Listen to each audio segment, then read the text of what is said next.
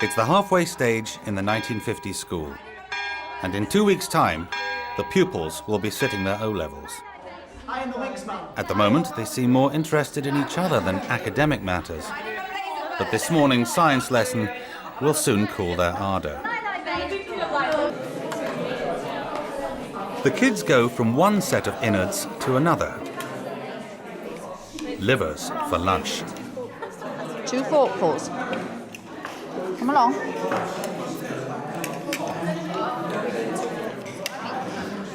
Liver's not a delicacy Nadia Freeman's prepared to stomach. Okay, I can't go with that. This is minging stuff, man. Yeah. Oh, it's great. In the 1950s, refusing to eat your lunch simply wasn't tolerated. But Matron's got a secret weapon up her sleeve. Eat it up, boys. I have a tonic if you do not eat it up. Oh, I'm going to be sick. Then I shall give you a tonic if you don't eat it. You will have tonic. You will have tonic. Can I not have the tonic? If you have one more mouthful, no. Yeah. Will you use your knife and fork when you do that? You coming for tonic? Mm-hmm. You refused to eat your lunch, didn't you? Why? Because I do not like it. Liver has nutrients, it has iron. And for girls who are menstruating monthly, it is very necessary. Otherwise, you become ill and anemic. Do you understand? I do. You have to eat things like liver and things like that because they hold the right nutrients for your health. I have to replace it with something else. Open your mouth, please. Matron's tonic is malt and cod liver oil. Thank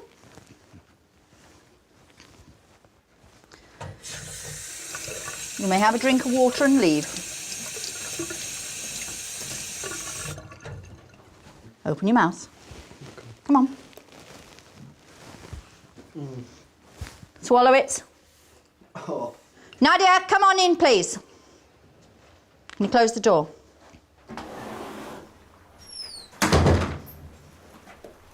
I am very concerned about the amount of food that you are not eating. You cannot survive on just bread.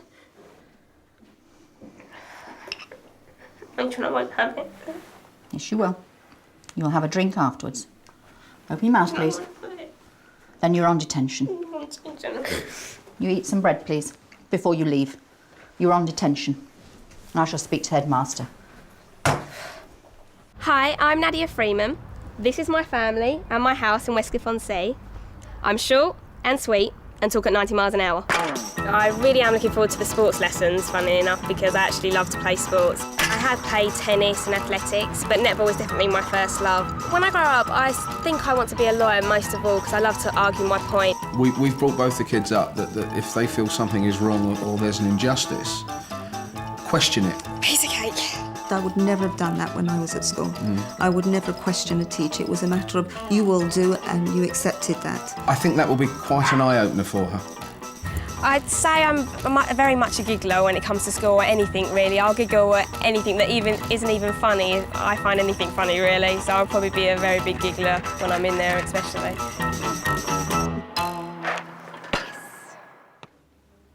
I don't see how you can play hockey if you haven't eaten any food. When you've eaten that, you will have a drink and you will go. If I have to sit at the end of your table every mealtime to make sure that you eat the right things, then I will do. But I cannot have you just eating bread for every meal or potatoes. Now get out of my sight. The food I just refuse to eat and I won't eat it. I will not eat it while I'm here. No way am I eating spam fritters, liver or anything like that, or the cabbage or no, I'm not eating it. I'd rather get told off or detention.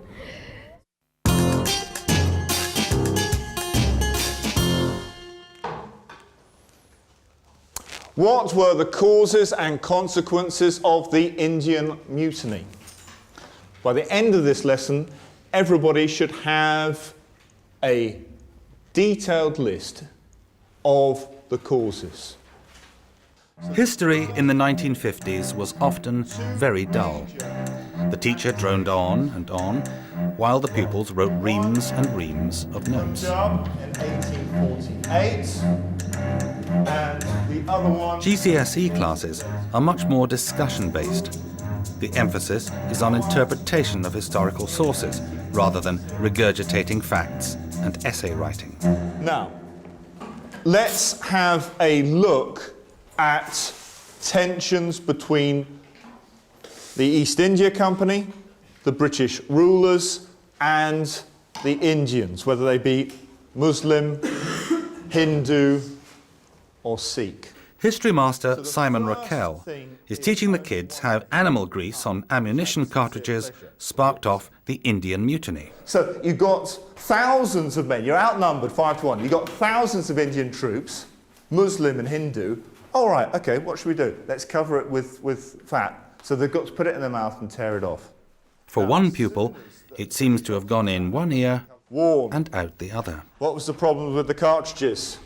The problem with the cartridges was they had pig fat on them. And the Muslims didn't eat meat, and the Hindus didn't agree with, they didn't like what kind of food the pigs ate.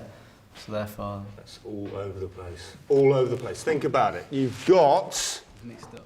You've messed up big time. Think about it. What was on it? You said there was... Pig fat. Who does not eat pigs? The Hindus. The Muslims. No! The Muslim. Right. Okay. Sir? So... And what about the cow fat? You said it. The Hindus didn't like the food that the cows ate. They were opposed to grass. Yeah, okay. They didn't like grass. Right. Oh, think about it, boy. Come on, think. Why is it? This is why I didn't want you to ask me, sir, because... I know, which is why I'm asking you.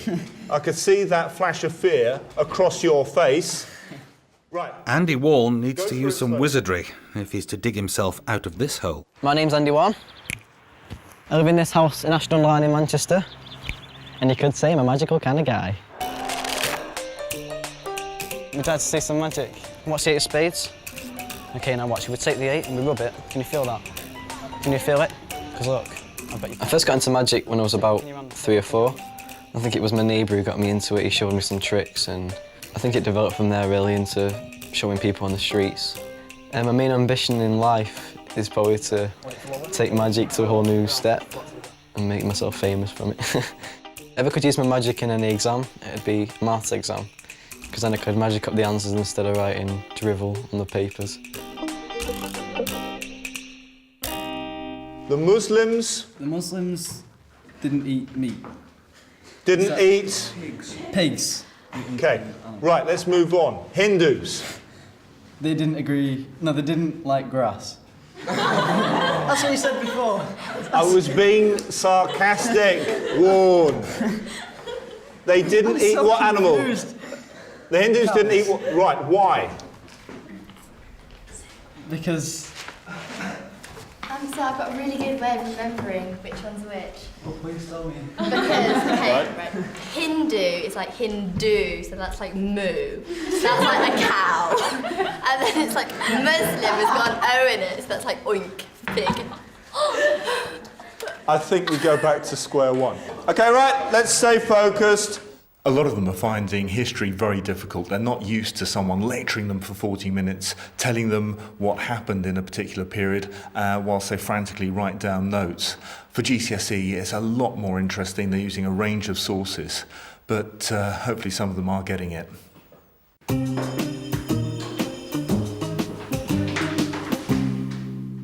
Go. Go. The girls show off their vaulting skills. Go. Wake up, you numbskulls! The grace of our Lord Jesus Christ and the love of God. It has come to the headmaster's attention that the pupils have been flouting one of the basic school rules. He is not happy.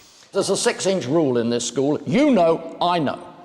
You do not get closer than 6 inches, boy and girl. That is perfectly clear in the rules you've got. We have emotions and animal instincts, of course we have. But also, and as we are hearing, we are people of intellect. The scientist tells us we are Homo sapiens. We've got the power of reason, and we have to control our emotions. I want to see some self-control here. I don't want to see people running around embracing each other and squawking in a selfish fashion. Thank you. Mr. McTavish is particularly concerned with the antics of one boy, Joe Mccre. Keep up, please. His latest crime is an incident involving the English teacher, Liz Perdue.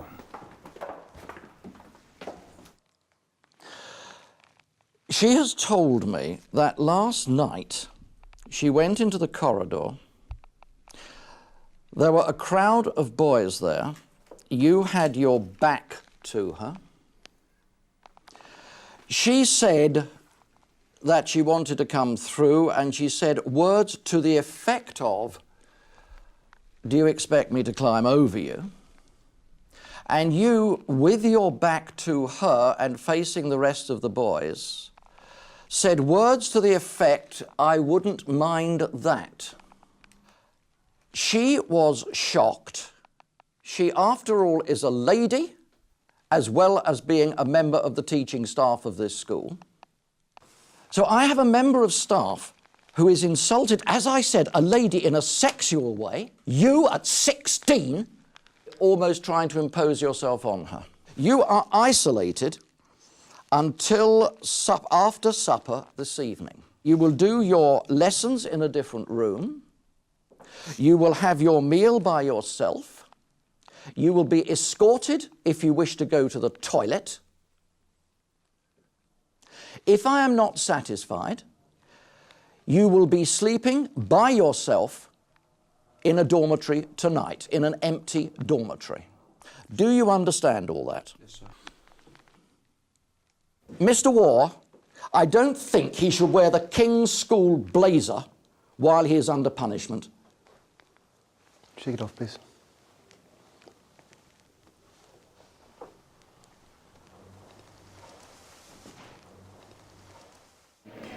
What I'm punished for was for something I said to Dr. Perdue, which wasn't meant the way it was taken, and what I said to her and what was said to the headmaster is not the same.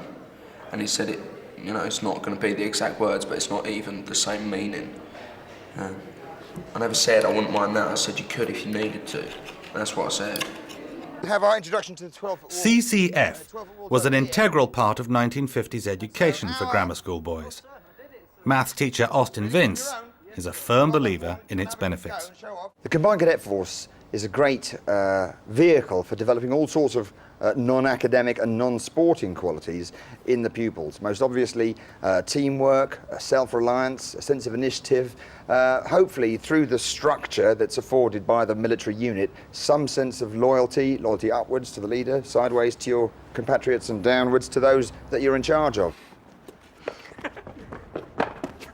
Look how close he is! Jesus. So I want to see you do that. So I can't actually. I'm not. Who thinks they can touch the top coping, as it's known? Whenever possible, Mr. Vince likes to lead by example. I'd like to have a go, though. It's all have a go. Oh, this is quite exciting, gentlemen.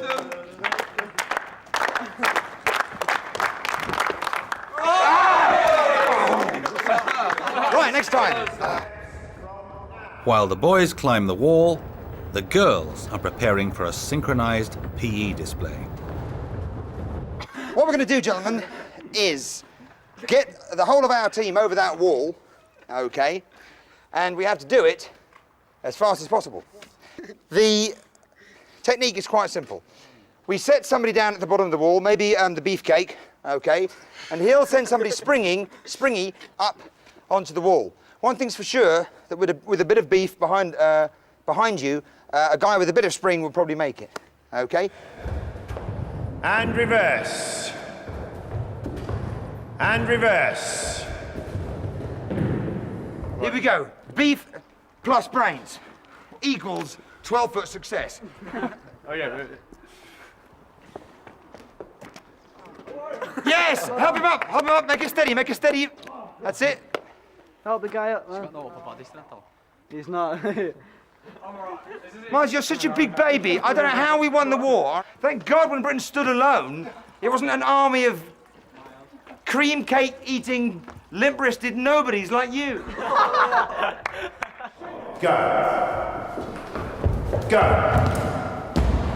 Go. Go. Who's going up next? Okay. Here we go. Off you go then, Warren. Get ready, Unwin. That's it, Unwin. That's it. That's it, good. Well done, Miles, at least you made a gesture.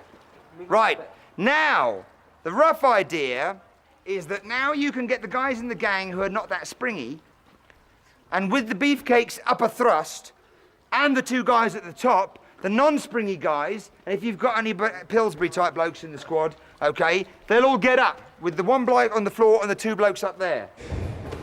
Very good, Nadia. Well done, Claire. We keep sending the whole squad up until at the end, we've got one bloke left on the ground. You must make sure that the bloke who's left last isn't actually your biggest lard ass, okay? Or else he's going to be spending the whole day going, okay? It's got to be somebody with a bit of spring at the end, okay? PE's over, and it's time for some female bonding, 1950s style. Some of the fashions are quite exquisite. It's the new improved cooker. Yeah. Look at the one every housewife wants. It's just got a legs set. She's really, really enjoying how happy she is. Oh my, planned for a family. Oh no. What is? Basically, this is Learn How to Be a Housewife book. Yeah. And mother. And still look beautiful. With a really and have skinny no waist. waist while popping out children. How left, right, says, yeah. Are you a I'm doing this. Are you question. a successful woman? Okay. Go on then. If you meet a pretty woman in an identical dress, do you A, feel annoyed, B, amused, or C, embarrassed? Annoyed. Supposing that you haven't a career, is your reaction to women who have envy because they've got so much more than you, pity because they've got so much less, or admiration because they've got the best of both worlds? Admiration. If someone tells you a really naughty story that shocks you, would you give a light laugh and sidetrack the conversation, say outright that you hate blue jokes, or blush and pretend you didn't get it? Blush and pretend you I didn't think get it. you're going to be the perfect housewife. I think so. Mccre has already broken his isolation order. Where have you been? Went to get my letters. I beg your pardon? Went to get my letters, sir. From where? My dorm. You do not go in the dormitories without permission. Sorry, sir. You keep saying sorry. Every time I speak to you, you're saying, sorry, sir, sorry, sir, sorry, sir. It doesn't mean a fig. Now, you could have come and asked me if you could go up in the dormitory, and secondly, you could have also thought before you sat down that you needed your letters to reply to. It's about time you started thinking about what you're supposed to be doing. I didn't realise where he was, sir, so I actually left a note on the table as well, in case. Yeah. Sit down. I shall be seeing you in the headmaster's room during tomorrow. I will let you know what time. You do not have any free time this evening. When we've finished letter writing, you will go back to the house and stay in your dormitory. I beg your pardon? I'll do that. I'll do that, sir! The trouble with youth today, and your type of youth, you get too much money and have too much time spending your money. It wasn't until the late 50s that the modern teenager arrived, when teddy boys and beatniks, complete with quiffs and goatee beards, threatened the established order. Beatnik? Probably a real cool man. Any hint of teenage rebellion had to be nipped in the bud. Corporal punishment was the headmaster's response to anything hip like smoking. Michael, come this way. And you've been caught smoking in the playground? This is an offence for which you are punished with the slipper. You realise that you deserve this? Yes, sir. The ultimate sanction, the cane, was made illegal in the 1990s. Pick up the clubs. Joe Mccre is taking King's harshest punishment. Step back against the wall. Raise the clubs to arm's length, shoulder level. I'm starting my stopwatch now. 3 minutes of sheer pain.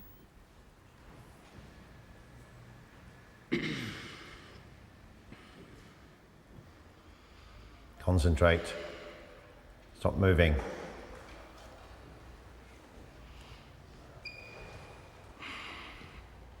Keep it going. Come on, straighten those arms. 1 minute, 20 seconds.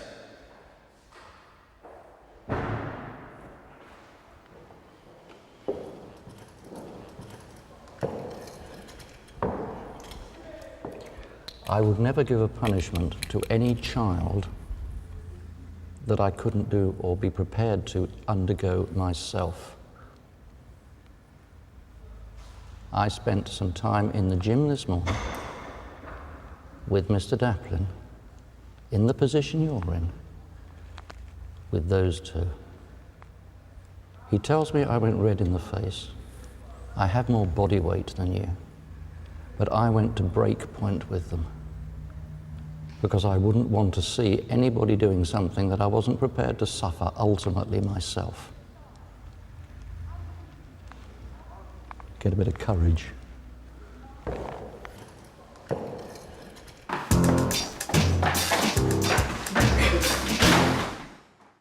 I want to see you all. Mr. Perry handles a delicate topic with the boys.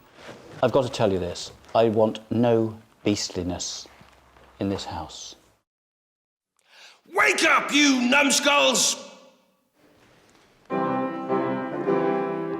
In the 1950s, all grammar schools had a school song. King's is no exception. King's School is where we fight for right, moving onwards towards our light. This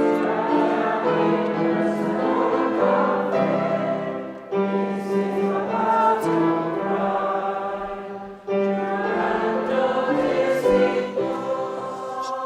Just because I'm playing the piano, it doesn't mean I can't see what you're doing, Nicola. Do I make myself clear? Right. I think I don't have to say any more. Right. Let's do that one again. Remember, open your mouths. Nicola Greenhalgh can be a handful. She has an A star in attitude and has been in constant trouble from day one. Turn round, walk down to the wall, and stay there. Do you wish to argue with me further with this? No. That would be extremely unwise. Okay. Greenhouse, get out! We were having a bit of fun there, and you spoilt it, and I think you did that on purpose. Get out now! I'm lucky, get out! Can we just do the last line? Dorando discimus. Right, I would like you to go and see the headmaster, please. You will tell him that I have sent you to him. Will you go, please? Okay. I beg your pardon. Come back. The answer is not okay. The answer is... Okay, sir. Yes, sir. Yes, sir.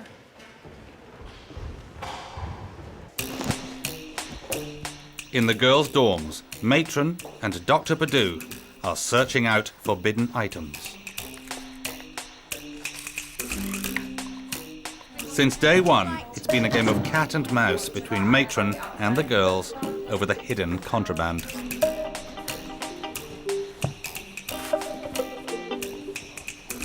But by the end of the search, the girls still have the upper hand.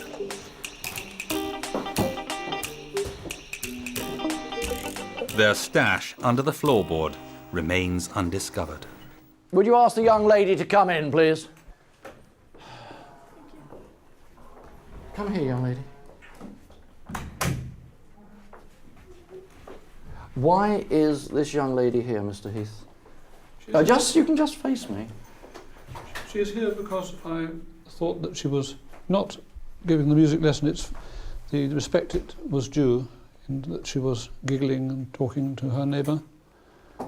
And I did warn her on several occasions that retribution would follow if she didn't behave. So you gave a fair warning. Your neighbour, I wonder who that will be. Harriet Rykins, by any chance? Yes, sir. I came past when you were singing. You, plural, were singing. And it sounded incredibly good. I've never heard, in 30, whatever it is, 8 or 9 years I've been teaching, I have never heard a school, a form sing like that. And then suddenly I've got you in front of me for giggling. Up until now, Nicola has remained defiant, but not today. I said, can I speak, please? And so I wasn't talking to Harriet at all through the lesson. I was giggling at the fact that I couldn't reach a high note and at the words because I can't actually sing the songs. I don't know them myself. I wasn't talking to Harriet and I wasn't talking to Henrietta, who was sat next to me. And so I was giggling at myself. Have you had them singing individually? No, I haven't. Could you take her to the hall and just see what her range is like? Yes, certainly. Right, go along with Mr. Heath.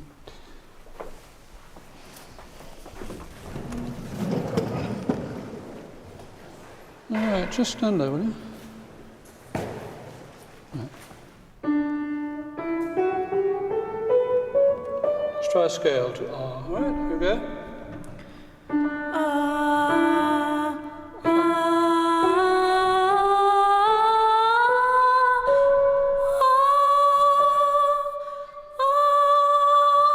Well, that's quite a good sound. Let's try again. Ah.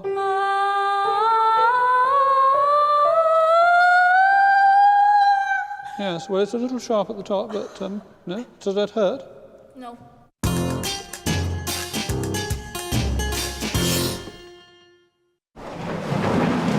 Following on from their lesson on the Indian Mutiny, the pupils are about to learn how they did in a test.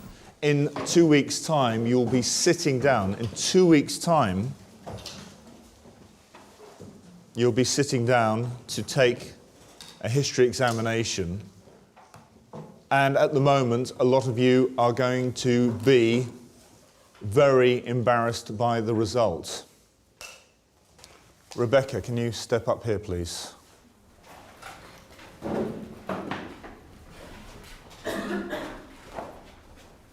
Hello, I'm Rebecca Woodward and I'm from Gloucestershire and I'm a country girl at heart and this is my entire village. I live in a place called Swanley and it's only got 8 houses, which I don't really think it even counts as a village, but you can be whoever you want to be, just be yourself, and it's great, and you all get on with each other because you know everybody and everybody knows you. I belong here. I'm not really sure about what the school would be like, but I'm sure I'd be quite strict and very different from school nowadays. Got a vision of a board rubber going into my head or something, but I'm sure it'll be fine. When I do the O-level exam, I imagine it'd be a bit simpler than what has progressed to now, so I think I'd probably do better than what I have done now. In answer to the question, where did the mutiny take place? And I'll talk about the Indian Mutiny. You said what? You wrote what? Can't remember, sir. Palestine, Rebecca. What is your village doing for an idiot, Rebecca? Let's have a look. Can you point to Palestine? Have a look. Is it there? Yeah, that's enough. Palestine is there, near Madras. Can you see it written? No. No. In the 1950s, ritual humiliation was a tried and tested teaching technique. Here. Oh, where are we? Palestine. Right, Rebecca, sit down. Now, Mr. Unwin and Emma, can you step to the front of the class, please? And Mr. Sweeney and Mr. Warren, could you step up to the front? Turn this side. Now, ladies and gentlemen, we have both ends of the intellectual spectrum on display here, and it's for you to guess who are the winners and who are the losers. Warren, it's not funny. Now, unless by some miracle Mr. Perry can perform an operation to fuse your two brain cells into some sort of working organ, we have a problem with you even finding the examination hall.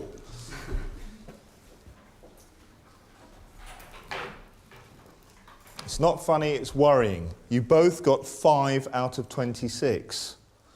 These two both got 21.5, which is extremely good, and they deserve a round of applause.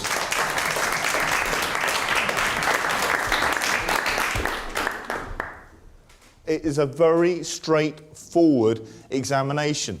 And don't get confused between grass, cows, and pigs. Right, sit down. My predicted grade in GCSE history is a B. I think the reason I struggled so much in the Indian Mutiny test was because the night before in prep we had to read like about 20 pages of pure rubbish that I just couldn't take in at all. There were so many dates, you just couldn't take them all in at all. But some people were fine with it, but for some reason I seemed to struggle with it and just couldn't seem to take any of it in. I certainly didn't want to share this with them in class, but in fact I'm delighted with the progress a lot of them have made. They're starting to be able to write good essays, structure a coherent argument, and with the skills they've learnt at GCSE of being able to analyse sources, well, in fact, they've got the best of both worlds.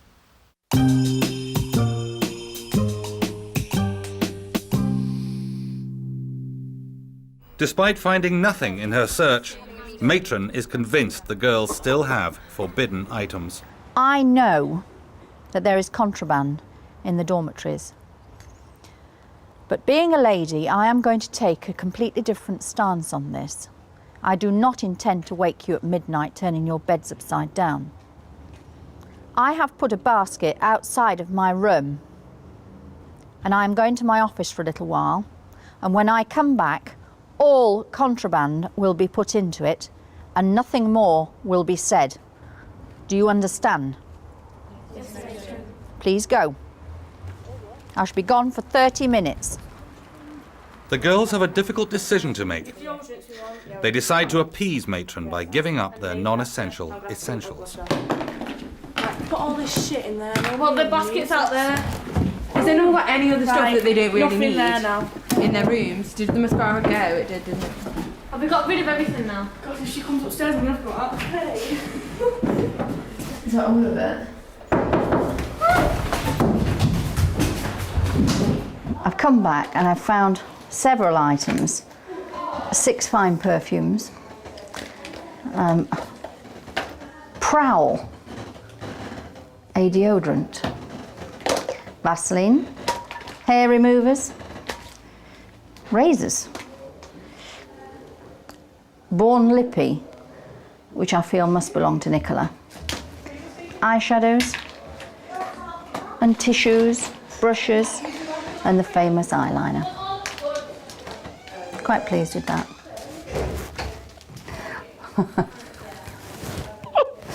I'm better than I thought it was going to be, I really am.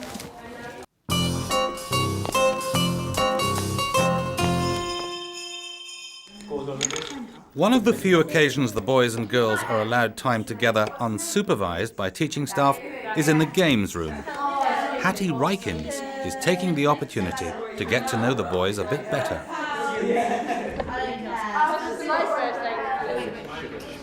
6-inch rule, miss. Up to bed. Now. Tie my hair back properly. You can't have fun at this place. Yeah, we can. It should be in the school rule book. You cannot smile, laugh, or have fun. My name is Hattie Rykins, and I go to boarding school here in Yorkshire. I've been at boarding school since I was 10 years old. Mummy visits me every other weekend. Hey! Normally, the modus operandi is shopping.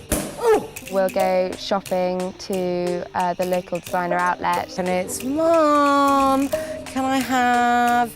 Or we'll go into York for a meal and just have a nice girly time together. We end up in a bar, having a nice light snack with a few drinks. Chatty, chatty, chatty, girly talk, I get the goss. and then I take her back to school, and it's lovely. I like to think of myself as a bit of a good girl, so I haven't been caught for too many things at school, but the things I have done at school I don't think could be repeated on camera. My headmaster would go mental. I need a wee-wee. A what? A wee-wee.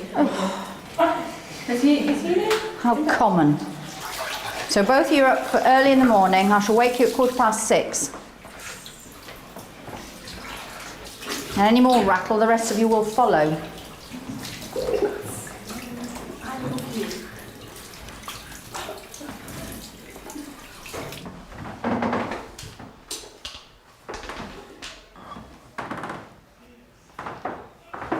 Everybody. In the 1950s, delicate subjects were rarely handled head-on.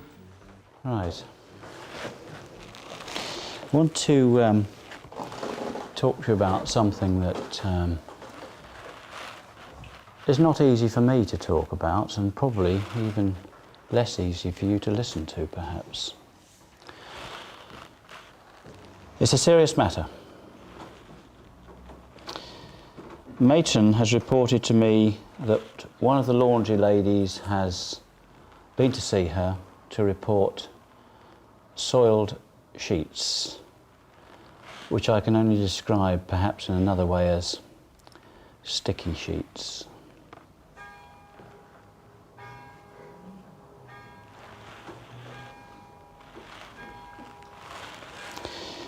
Now, I wanted to see you all basically because I've got to tell you this. I want no beastliness in this house. It has never been a part of Schoolhouse, and it never will be. There just isn't any room here for that sort of thing.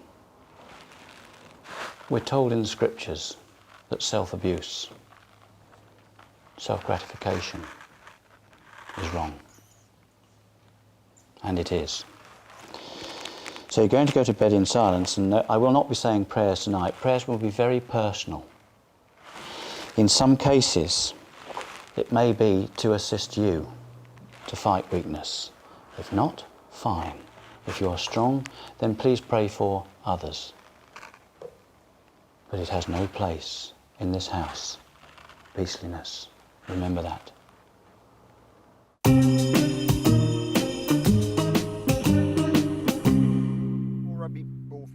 Has Mccre gone too far? But no, that's not good enough for you, is it? Pay attention! Stand up straight. Breaking the 6-inch rule has earned Henrietta, Harriet, and Thomas Jewell an early morning swim in the unheated pool.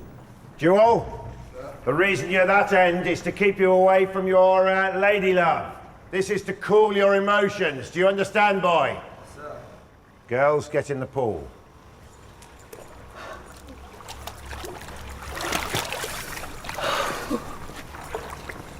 Shoulders in. Shoulders in. Go!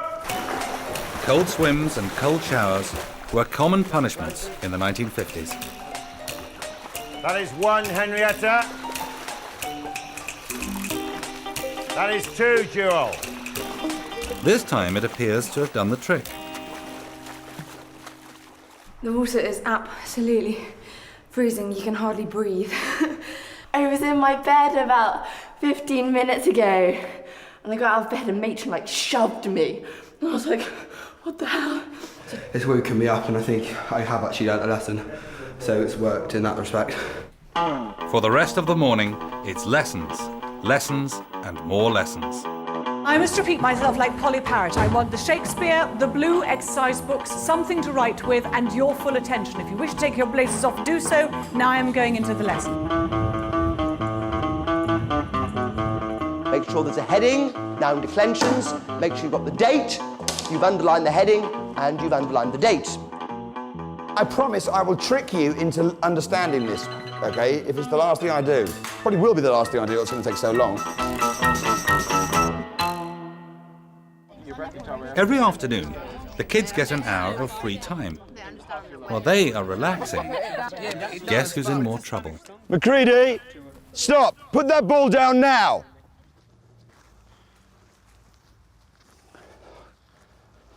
Right, Mccre, I said you can't play with the ball again today. That was your punishment for kicking it towards the building, and which was obviously, when we've got all this land, you can kick a ball anywhere there, no one say a thing. Yeah?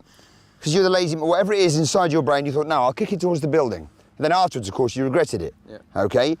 The line was drawn. I said, right, okay, here's the simple sanction. No more rugby ball for you today. Simple. Tomorrow, clean slate, start again. But no, that's not good enough for you, is it? Right, what you're going to do now is come with me, okay? And you're going to stand over here. I need to keep you away from the other children so that you don't muck them up. Mr. Vince was the only teacher Mccre hadn't alienated. Everyone gets into trouble, Mccre. There's all these little things happen. That doesn't matter. But if then, when you're on a little bit of a sanction, you then rub our faces in it, I have to do something about it. I cannot let it go. Everyone's seen. You're insane.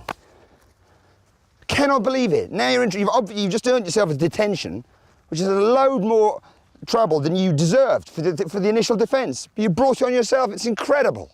Right, see this white feather? Sit down there, okay, and I'm going to be over here with the other people. I want you to stay here, okay, for about half an hour. I want you to study this horizon here. And I want you, in the time that you're alone, to reflect on the simple, small thing that you did wrong, that was nothing, that no one would have remembered. And now I'm really upset and I'm personally offended. And our relationship has suffered, which you never had to. Stay here and cool down. I'll come back with some water later on.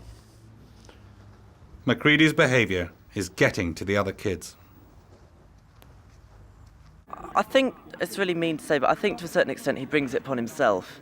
I think he's very intolerant and so doesn't really know when to just stop. His discipline's going to get worse because he keeps on getting told off and all that day by day, so he's just going to lose it even more, and he will end up in his own dorm on bread and water, I think, by next week. Mccre is hiding the evidence of yet another crime. He smashed the cup of water Mr. Vince gave him. I'm going to get so in trouble now. Just go over there and apologise now, before he gets to you. Yeah, go and say sorry before I ain't got nothing to apologise for. I can't drop in a cup. Just say, mate, look, I'm really sorry, I dropped the cup. I broke the cup. Instead of him coming to you. Instead of him coming to you and going, oh, Mccre, why did you smash the cup up? Just go over and say, I'm really sorry, sir, I broke the cup. Yeah, but I should just said that anyway instead of throwing all the pieces everywhere again. Yeah, well...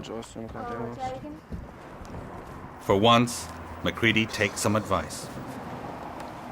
Say something that'll calm me down. I don't know. I didn't think you'd find it, to be honest. That's why I threw it away, because I didn't think you'd find it. I didn't want to get in any more trouble, but now I think I'm actually going to be in more, so... Guess what? One word I want to hear. Sorry. Okay, lead on. Sorry? Lead on.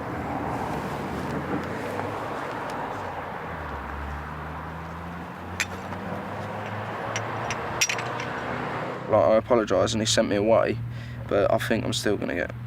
He's going to tell the other teachers or something, because there's no way I can have to stand in the field for an hour for kicking a rugby ball and then smashing a cup. I'll just get told to apologise.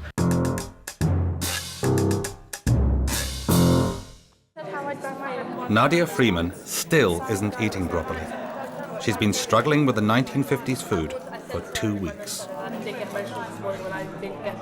I am concerned about her health if she continues to do this, because the meals, although quite pale and uninteresting, as it was in the 50s, is not tasteless by any means. And I think she is generally a fatty eater. After a discussion with Matron, Nadia decides it's time to leave.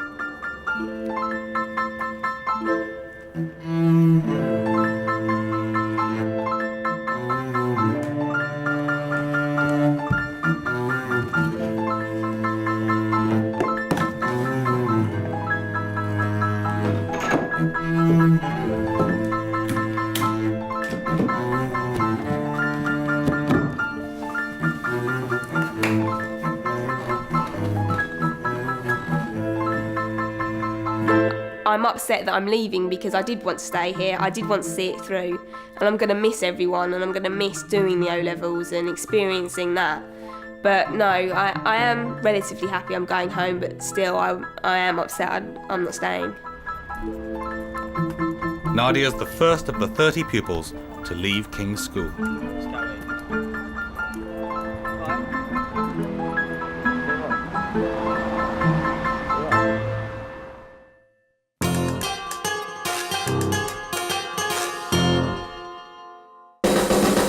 Next time, the kids sit their mock O-levels. Left, quick, march, left, right, left. There's a visiting dignitary for Foundation Day. Good day, Miles. That's it. That's it. We're just a little touch there. And is at the end of the road for Mccre. Here, we have standards. You have failed to maintain those standards.